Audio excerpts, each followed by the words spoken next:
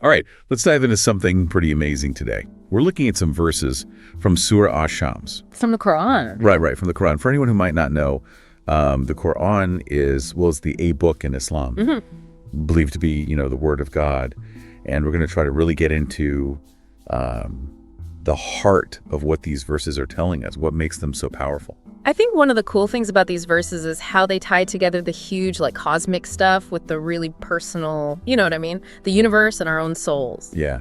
I'm looking at these first few verses, 1 through 6, and it's all these images: sun, moon, day, night, even the sky and earth. Like they're setting a scene, right?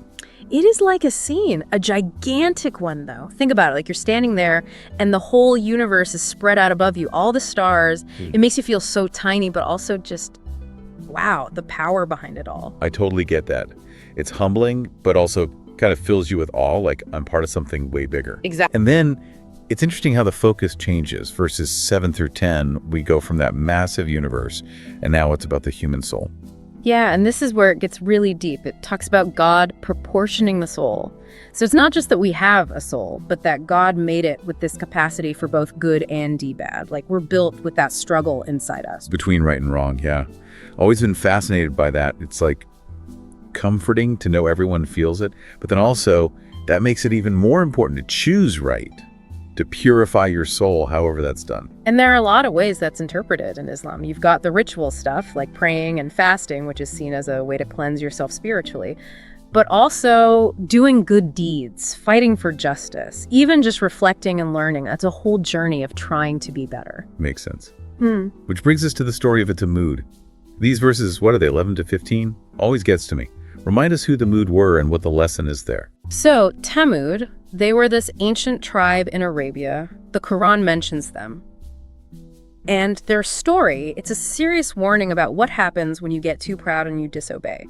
They had all this wealth, all these blessings, but they rejected God's messenger. They didn't just say no, though, right? It was that whole thing with the she-camel. Right. This camel, it was a miracle from God, a test.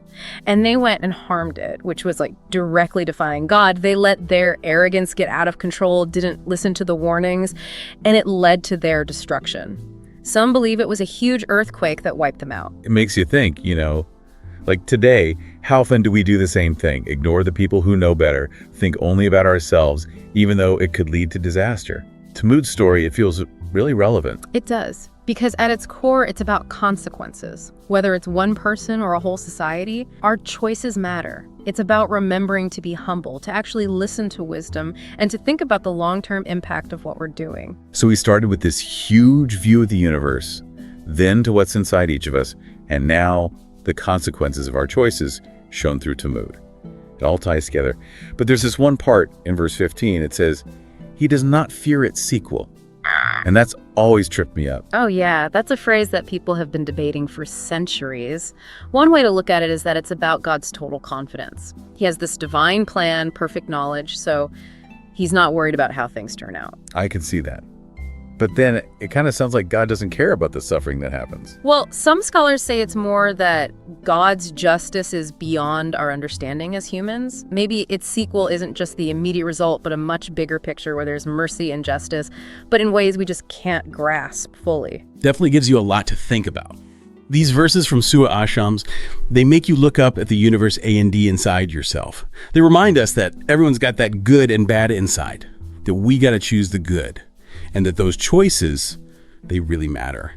And that final bit, he does not fear its sequel? Well, that's a whole other deep dive, isn't it, into what divine justice really means. Thanks for joining us on this one, folks. It's a journey that keeps going even after we stop talking about it.